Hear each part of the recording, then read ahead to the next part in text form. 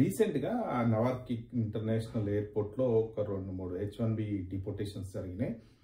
More or less రీసెంట్గా H1B డిపోర్టేషన్స్ కానీ L1 వాళ్ళని కూడా డిపోర్ట్ చేశారంట.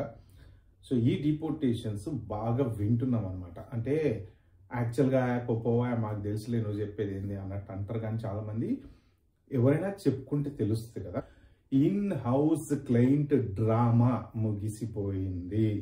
ఇన్ని రోజుల నుంచి మనము ఇన్ హౌస్ క్లయింట్ అని చెప్పి స్టైల్గా H1B మీద US వెళ్ళిపోయేసి ఉద్యోగాలు ఎత్తుకున్నాము. ఆ డ్రామా ఇంకా అయిపోయింది. మీరు H1B ఇంటర్వ్యూకి వెళ్ళినా సరే ఇన్ హౌస్ క్లయింట్ అని ఎప్పుడైతే చెప్పారో ఇంకా వాళ్ళకి ఇది డబ్బా కొట్లో అప్లై చేసిన H1B వీసా అని ఈజీగా అర్థమైపోతుంది. ఎందుకు అంటే క్లయింట్ని ప్రాపర్గా చూపెట్టలేని పరిస్థితులలోనే మనం ఇన్ హౌస్ క్లయింట్ అని చెప్తాం అనమాట. హౌస్ క్లయింట్ అంటే 2 రకాలు ఉంటాయి.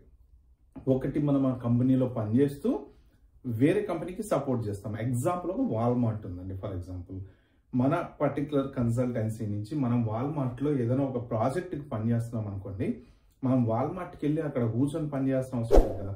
మన కంపెనీలోనే కూర్చుంటాము, క్లయింట్ వాడవుతాడు. కానీ మనం ఇన్ హౌస్ క్లయింట్ అంటే ఇక్కడే ఉంటాము, వీడి దగ్గరే పని చేస్తాము, వీడి దగ్గర నుంచి వాడికి సపోర్ట్ చేస్తాము అనమాట.